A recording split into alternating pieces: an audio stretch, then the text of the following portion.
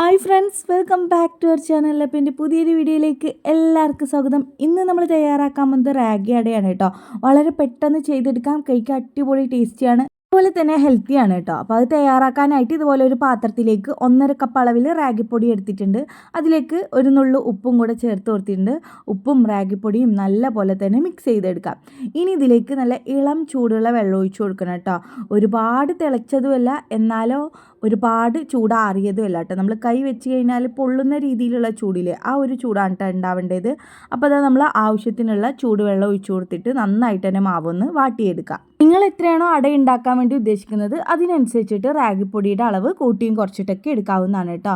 വെള്ളം ഒരുപാട് തിളച്ച് പോകരുത്, ഇളം ചൂടുള്ള വെള്ളം വെച്ചിട്ട് വേണം കേട്ടോ വാട്ടിയെടുക്കാനായിട്ട്. അപ്പോൾ പാകത്തിനുള്ള വെള്ളം കുറച്ച് കുറച്ചായി ഒഴിച്ചു കൊടുത്തിട്ട് വേണം വാട്ടിയെടുക്കാനായിട്ട്. ഒരുപാട് വെള്ളം ഏറിപ്പോവാനും പാടില്ല, എന്നാൽ ഒരുപാട് ടൈറ്റും ആവാത്ത രീതിയിൽ വേണം കേട്ടോ ആക്കിയെടുക്കാനായിട്ട്. അപ്പോൾ തന്നെ ഞാനിവിടെ വെള്ളം ഒഴിച്ചു കൊടുത്തിട്ട് മിക്സ് ചെയ്തെടുത്തിട്ടുണ്ട്. എനിക്കിവിടെ ഒരു 1.5 കപ്പ് അളവിൽ വെള്ളം വേണ്ടി വന്നിട്ടുണ്ടായിരുന്നു. മാവ് നല്ലൊരു സോഫ്റ്റായി കിട്ടാൻ വേണ്ടിയിട്ടാണ് കേട്ടോ നമ്മൾ ഈ ഒരു ചൂടോടെ വെള്ളം ചേർത്ത് കൊടുക്കുന്നത്. അപ്പോൾ അതാ ഈ ഒരു പരുവാണ് കേട്ടോ നമുക്ക് ആയി കിട്ടേണ്ടത്. ഇനി വെള്ളം ഒഴിക്കരുത് കേട്ടോ. ഇതുപോലെ വേണം നമ്മളിത് മിക്സ് ചെയ്തെടുക്കാനായിട്ട്. ഒരുപാട് വെള്ളം ഏറിയിട്ടുമല്ല, എന്നാൽ ഒരുപാട് തിക്കും അല്ലാത്ത ടൈറ്റ് അല്ലാത്ത രീതിയിലാണ് കേട്ടോ ആക്കിയെടുക്കേണ്ടത്. അപ്പോൾ ഇനി ഇത് നമുക്ക് മാറ്റി വെക്കാം. ഇനി വേറൊരു പാനിലേക്ക് 2 ശർക്കര വെച്ച് കൊടുത്തിട്ടുണ്ട്. അതിലേക്ക് 1 ഗ്ലാസ് വെള്ളം ഒഴിച്ചു കൊടുക്കുന്നുണ്ട് കേട്ടോ. നിങ്ങൾക്ക് എത്രയാണോ മധുരം വേണ്ടത് നോക്കിയിട്ട് പാകത്തിനുള്ള ശർക്കര എടുക്കാം. ഈ ഒരു ശർക്കര മെൽറ്റ് ചെയ്തിട്ട് ഒന്ന് അരിപ്പയിലേക്ക് ഒഴിച്ചു കൊടുത്തിട്ട് ഒന്ന് അരിച്ചും കൂടെ എടുക്കണം കേട്ടോ. അതിലുള്ള കല്ലോ നാരൊക്കെ ഉണ്ടെങ്കിൽ പോകാൻ വേണ്ടിയിട്ടാണ്. അങ്ങനെ ഇപ്പോൾ ഞാൻ അരിച്ചെടുത്തിട്ട് ഇതേ പാനിലേക്ക് തന്നെ ശർക്കര പാനി ഒഴിച്ചു കൊടുത്തിട്ടുണ്ട് കേട്ടോ. എന്നിട്ട് ഫ്ലെയിം മീഡിയത്തിലൊന്ന് വെച്ച് കൊടുക്കുക. എന്നിട്ട് ഇതിലേക്ക് ഒരു നേന്ത്രപ്പഴം കട്ട് ചെയ്തതും കൂടി ഇട്ട് കൊടുക്കുക. നന്നായി പഴുത്തൊരു നേന്ത്രപ്പഴമാണ് കേട്ടോ. ഈ ഒരു പാനി നന്നായിട്ട് കുറുകി വരുമ്പോഴത്തേക്കും നേന്ത്രപ്പഴം വെന്തും വരും കേട്ടോ. അതുകൊണ്ടാണ് ഞാൻ ഇത്രയും വെള്ളം ഒഴിച്ചു കൊടുത്തിട്ട് ശർക്കര പാനി ഉണ്ടാക്കിയെടുത്തത്. ഇനി ഇതിലേക്ക് 1 കപ്പ് തേങ്ങ ചിരവിയതും കൂടി ചേർത്ത് കൊടുക്കുന്നുണ്ട്. ഇനി ഒരു തേങ്ങയും പഴവും ഒക്കെ നന്നായിട്ട് വെന്ത് വരാൻ വേണ്ടിയിട്ട് നമുക്ക് ഫ്ലെയിം ഒന്ന് കൂട്ടി വെക്കാം.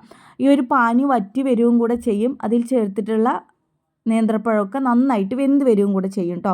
ഇപ്പോൾ ഇത് കണ്ടില്ലേ, ഇതിലത്തെ ഈ ഒരു ശർക്കര പാനി നന്നായിട്ട് കുറുകി വന്നിട്ടുണ്ട്. തേങ്ങയും പഴവും ഒക്കെ നന്നായിട്ട് തന്നെ ഉടനെ വന്നിട്ടുണ്ട്. ഇനി ഇതിലേക്ക് നിങ്ങൾക്ക് വേണമെങ്കിൽ ഏലക്ക ചതച്ചതോ ഏലക്ക പൊടിയോ ചേർത്ത് കൊടുക്കുക. ഞാനിവിടെ ചേർത്ത് കൊടുത്തത് വാനില എസൻസ് ആണ് കേട്ടോ. 1 ടീസ്പൂൺ വാനില എസൻസ് ചേർത്ത് കൊടുക്കുന്നുണ്ട്. എന്നിട്ട് ഇതെല്ലാം അതും കൂടെ നന്നായിട്ട് തന്നെ മിക്സ് ചെയ്തെടുക്കാം.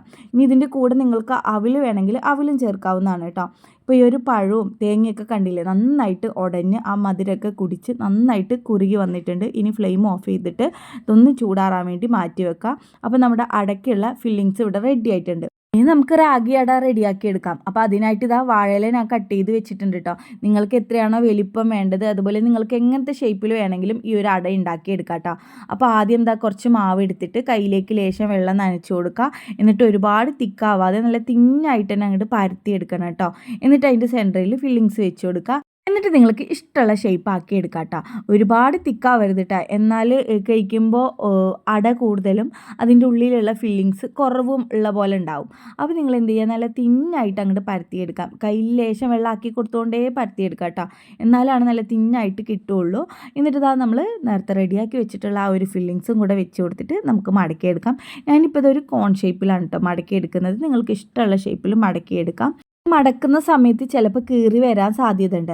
അപ്പോൾ നിങ്ങൾ എന്ത് ചെയ്യുക, ജസ്റ്റ് ഒന്ന് വാഴയില ചൂടാക്കി എടുക്കുക. എന്നിട്ട് ഇതുപോലെ മടക്കണമെന്നുണ്ടെങ്കിൽ അതിൻ്റെ സൈഡോ വക്കോ ഒന്നും കീറി വരില്ല കേട്ടോ. നല്ല പെർഫെക്റ്റ് ആയിട്ട് നമുക്ക് മടക്കാൻ കിട്ടും കൂടെ ചെയ്യും കേട്ടോ. അല്ല നമ്മൾ സിമ്പിളായിട്ട് മടക്കിയിട്ടാണ് ഉണ്ടാക്കുന്നതെങ്കിൽ വാട്ടേണ്ട ആവശ്യമൊന്നുമില്ല കേട്ടോ. ഇപ്പോൾ അഥവാ നമ്മൾ മടക്കുന്ന സമയത്ത് എവിടെയെങ്കിലും പൊട്ടിപ്പോവുക കീറി പോവുകയോ ചെയ്യണമെന്നുണ്ടെങ്കിൽ ഒന്ന് ജസ്റ്റ് ഒന്ന് വാഴൻ്റെ ഇല ചൂടാക്കിയ ശേഷം ഇതുപോലെ ആക്കിയെടുത്താൽ മതി കേട്ടോ. ഇത് വെന്ത് വരുന്ന സമയത്തെ ആ ഒരു വാനില എസൻസിൻ്റെ ഒരു മണമുണ്ട് കേട്ടോ. അടിപൊളി ടേസ്റ്റാണ്. എപ്പോഴും നമ്മൾ ഈ ഒരു ഏലക്ക പൊടിയും ഏലക്ക ചതച്ചതും ചിലപ്പോൾ എല്ലാവർക്കും ഇഷ്ടപ്പെടുന്നില്ല. എനിക്ക് അത്രയ്ക്കും വല്ലാണ്ട് ഇഷ്ടമല്ല കേട്ടോ. ഈ ഒരു ഏലക്ക ചതച്ചിടുക അതിൻ്റെ ഒരു പ്രത്യേക തരം കുത്തലായിരിക്കും. പക്ഷെ നമ്മൾ ഈ ഒരു വാനില എസൻസ് ഇട്ടിട്ട് ഇലയുടെ ഉണ്ടാക്കി നോക്കുക, അടിപൊളി ടേസ്റ്റാണ് കേട്ടോ. കുട്ടികൾക്കൊക്കെ ഒരുപാട് ഇഷ്ടപ്പെടുന്നതും കൂടിയാണ് കേട്ടോ. ഉണ്ടാക്കി വെച്ചിട്ടുള്ള ഇലയുടെയൊക്കെ ഞാൻ ഇഡലി പാത്രത്തിലേക്ക് വെച്ച് കൊടുത്തിട്ട് നല്ല പോലെ ആവി കയറ്റി എടുത്തു കേട്ടോ. ഇപ്പോൾ അത് നല്ല പോലെ വെന്ത് വന്നിട്ടുണ്ട് കേട്ടോ. ബാക്കിയുള്ളത് ഞാൻ വീണ്ടും ആവി കയറ്റാൻ വേണ്ടി വെച്ച് കൊടുത്തിട്ടുണ്ട് കേട്ടോ. ഇത് ശരിക്കും വെന്ത് വരുന്ന സമയത്ത് അതിൽ വരുന്ന ഒരു സ്മെല്ലുണ്ടല്ലോ, അടിപൊളി വാനില എസൻസിൻ്റെ മണമാണ് കേട്ടോ. അപ്പോൾ എന്തായാലും നിങ്ങളിതൊന്ന് ട്രൈ ചെയ്ത് നോക്കുക. കൂടി ഒരു വീഡിയോ നിങ്ങൾക്ക് ഇഷ്ടപ്പെട്ടെങ്കിൽ ലൈക്ക് ചെയ്യുക, ഷെയർ ചെയ്യുക, കമൻറ്റ് ചെയ്യുക. ചാനൽ ഇഷ്ടപ്പെടുകയാണെന്നുണ്ടെങ്കിൽ ചാനൽ ഒന്ന് സബ്സ്ക്രൈബ് ചെയ്ത് സപ്പോർട്ട് ചെയ്യുക. പുതിയ വീഡിയോസായി വീണ്ടും കാണാം. Thanks for watching my video. By.